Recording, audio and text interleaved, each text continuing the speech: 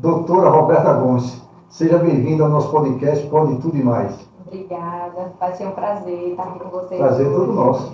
Espero que contribuir aí com o podcast, Com espero certeza. trazer um pouquinho de informação, do que eu sei um pouquinho de nada, a gente vai conversando e espero que dê tudo certo. Primeiramente, eu quero pedir desculpa porque a gente marcou 2 vezes e nas 2 vezes a gente teve que cancelar por um motivo de doença, né? Mas graças a Deus hoje a gente está aqui firme e forte. Então, o importante é se curar, a gente está esperando todo mundo ficar bem para poder fazer da melhor forma. Para começar, doutora, por que cargas d'água? E quando você acordou assim um dia e disse, eu vou ser dentista, eu vou cuidar do sorriso da galera?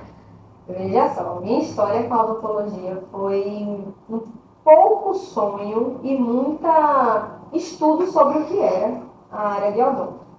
Eu estava no ensino médio, na época do ensino médio não se falava muito de odontologia, porque no colégio onde eu estudei só existia, se você era saúde, era medicina.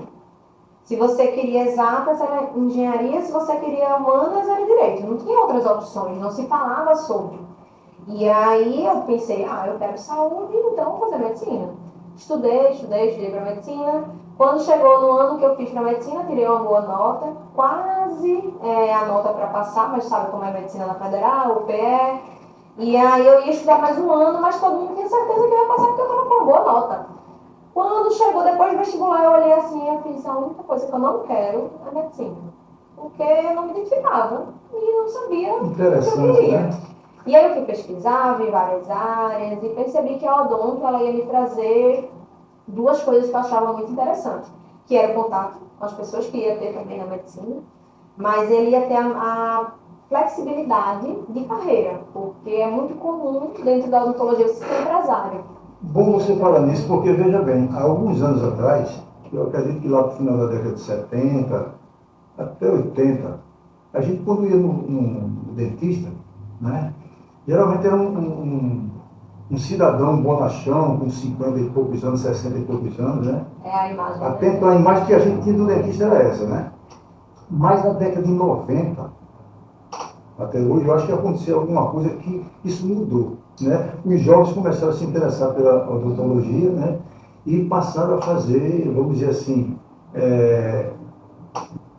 buscar essa profissão, né? Essa carreira, né? Você entrou nessa, como você já falou aí, mas assim, por não se identificar com a medicina, mas assim, a odontologia é uma profissão rentável também? É uma profissão rentável, não a curto prazo. Pensando em pequeno, médio e longo prazo, dentro do pequeno prazo, a odonto é muito caro, muito caro. Porque você tem que investir muito ao longo da sua graduação. Assim que você sai, você tem que investir na pós-graduação. Depois que você termina a pós-graduação, tem muitos cursos muito caros, materiais caros. E você não tem um valor alto, assim, recém-formado, não recebe muito, não. Você ganha mais fazendo outras coisas. Até porque se você for montar um consultório, aí, caro, exatamente. Mas nem vale a pena você montar logo que você se forma. Porque imagina, estou aqui, terminei. Eu fiz na Universidade Federal. Terminei. Vou montar meu consultório. Quem é que vai para mim? Ninguém conhece. Uma família, amigo, colega, mas isso não Primeiro paga você as tem que contas, mostrar o seu valor. Exatamente. E você tem que fazer uma pós-graduação, ser especialista em alguma coisa para poder vender a sua imagem, a sua profissão, o seu trabalho, para poder depois ir captando o paciente para poder ter um espaço certo. Você, doutora, é também cirurgião dentista? Isso aí é uma dúvida muito comum. Quando você se forma, todos os dentistas são cirurgiões dentistas. Agora, existe uma especialidade que é cirurgia bucomaxilofacial. E aí ele é especialista na parte de cirurgia. Mas todo dentista, o título, o nome padrão, o nome certo lá do diploma é cirurgião dentista. E não só dentista. A ortodontia, ela é uma especialidade dentro da odontologia, né? Isso. Que é onde a senhora se encaixa talvez melhor pelas informações que eu tenho. Ou estou enganado? Isso mesmo. Me diga uma coisa assim, tem uma pergunta que eu acho que muita gente vai querer também, eu gostaria de perguntar para você. Quando, no caso que você também é odontopediatra, né? quando é que uma mãe, um pai deve levar uma criança, né, para as primeiras avaliações, os primeiros procedimentos? Vamos lá, isso aí é a dúvida realmente, você já começou no X da Foi? questão. Foi, Que bom, né? porque realmente essas são as primeiras perguntas, né? Quando levar e por quê, né? A primeira coisa que a gente fala é o bebê deveria ser avaliado, a questão de língua, a questão de estruturas bucais, desde antes de ter dentes, tá? Por conta da alimentação. Isso, você está falando por meses, né? Isso, desde, a avaliação de língua é para ser, às vezes, na primeira semana de vida. Então, se passou dessa fase, o recomendado é que seja antes dos primeiros dentinhos. Então, antes aí de 1 ano, para poder a gente fazer as recomendações, explicar para a mãe se tem que usar fluo, se não tem, qual tipo de escova usar, se passa fio dental, se não passa. Tem que ter todas as orientações antes de virem os dentes, porque senão você vai começar já errado, e aí pode trazer prejuízos para o resto da vida. Então, é desde bem cedo mesmo. Quando eu estava falando aqui para algumas pessoas que você viria bater esse papo com a gente aqui, teve uma senhora que é conhecida nossa que ela perguntou o que é a língua presa e quando é preciso tratar. A língua presa, ela é muito conhecida. Isso também faz parte da ortodontia? Não, da odontopediatria. Odontopediatria. Isso. Qual é a diferença, antes de tudo? Qual é a diferença de odontopediatria e ortodontia? É a área de atuação. Então, a odontopediatria, ela vai desde pré-natal odontológico, que é a mãe grávida, recomendações para aquele bebê que está chegando, até a adolescência. Então, é aquele profissional que é... parto. Isso, exatamente. Porque a mãe, isso aí já é outro tópico, mas o pré-natal odontológico, ele é aqueles cuidados que a mãe deve ter para garantir a saúde do bebê logo antes dele nascer e assim que ele nascer. Então... Desculpa, eu estou assim perguntando porque eu sou leigo na coisa, então estou muito curioso. O pré-natal, então vamos por partes. O pré-natal odontológico, ele é muito recomendado por conta das possibilidades, inclusive de parto prematuro, as possibilidades de alterações na arcada dentária do bebê, que a mãe sempre tem muitos mitos, né, sobre a gravidez e a odontologia, diz que não pode fazer cirurgia, diz que não pode fazer... que perde os dentes, que fica fraco, tem muitos mitos relacionados à odontologia durante a gravidez. Então, o pré-natal é para isso, assim como o pré-natal médico, que precisa acompanhar aquela gestação, o pré-natal odontológico é para garantir a saúde da mãe e, consecutivamente, a saúde do bebê. E aí, uma das coisas que eu sempre falo quando eu falo de pré-natal é a gengiva da gente, ou seja, toda essa saúde bucal ao redor do dente, que é osso, gengiva, estruturas que suportam o dente, elas precisam estar saudáveis para não liberar hormônios relacionados à parto prematuro do bebê. Então é saúde mesmo. E esses cuidados vêm desde do pré-natal? Né? Exatamente. Imagina, a mãe com a gengiva inflamada pode fazer com que ela tenha um parto prematuro. Pode ser que o bebê nasça antes do tempo porque estava com problema na gengiva. Interessante, né? Mas é uma coisa que... Outra coisa, doutor, aí veja bem, o bebê nasceu, ele vai crescendo. Né? Aí, com qual a idade ideal, se isso é necessário, levar algum dentista para fazer uma avaliação, ver se tem algum problema dentário? Pronto. Os dentes, eles vêm mais ou menos a partir dos 6 meses de vida. Dos 6 a 1 ano é a média. Então, antes disso, seria para recomendações. Vamos dizer que esses pais, eles já tiveram esse acompanhamento, já sabem as recomendações, eles querem levar apenas a criança quando já tiver esses dentinhos. Então, a partir do primeiro dente, já é recomendado fazer uso de pasta dental com flúor. Já é recomendado escovar o dente desse bebê, porque existe cárie da infância.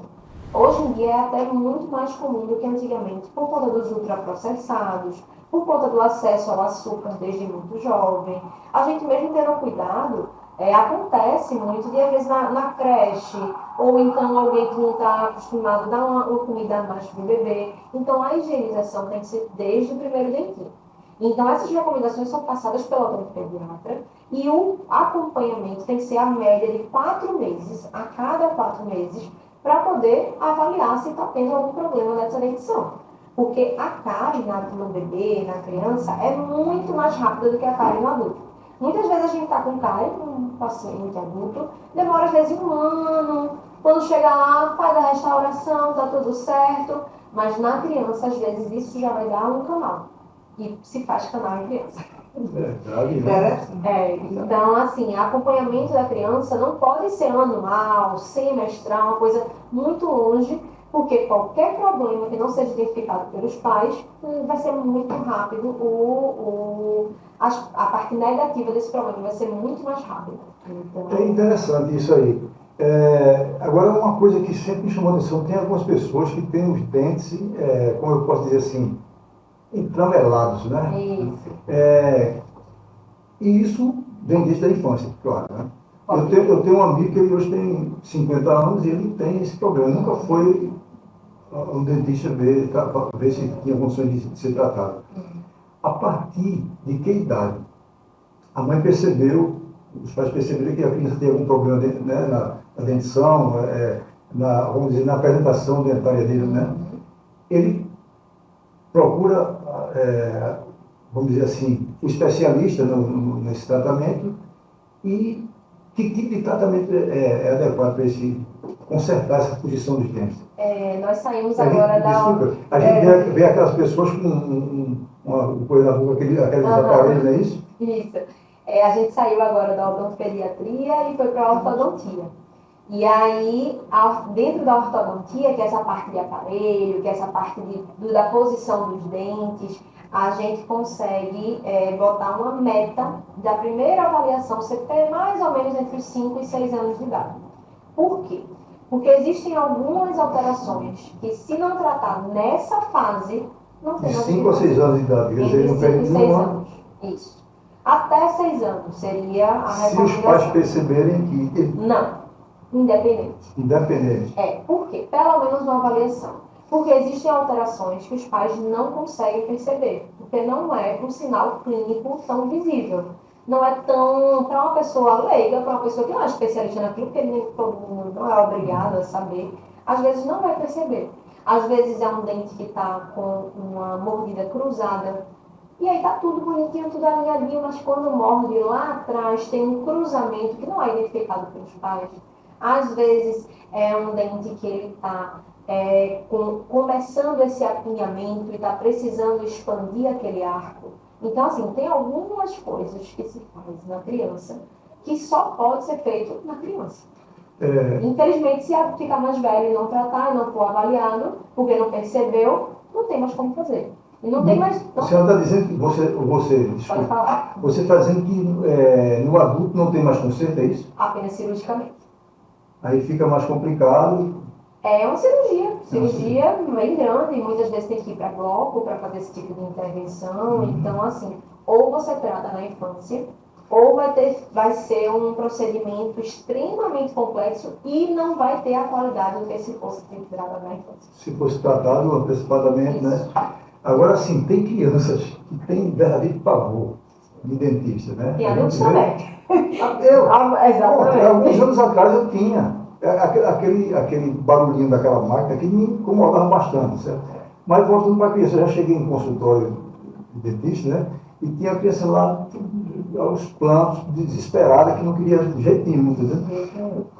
Quando você encontra um paciente, né, com essas características, você tem alguma técnica para tratar disso com a criança e ele ficar confortável? Tem. E isso é bom até os pais, quem estiver assistindo, ter uma noção de como seria a melhor abordagem. Para caso vá para um profissional que não esteja seguindo essa linha, ter cuidado, ter um olhar mais apurado sobre esse atendimento. Quando a gente vê uma criança com pavor, com medo, com receio, não se deve ter a primeira abordagem já fazendo o procedimento, tá? Porque aquela criança, muitas vezes, ela não tem noção do que está acontecendo. É muito mais pela falta de ideia do que está acontecendo com ele, do medo do desconhecido, do que necessariamente medo do procedimento em si que vai ser feito. Muitas vezes é para fazer uma limpeza. Então, é uma escovinha, é uma pasta, é nada que deveria ter medo.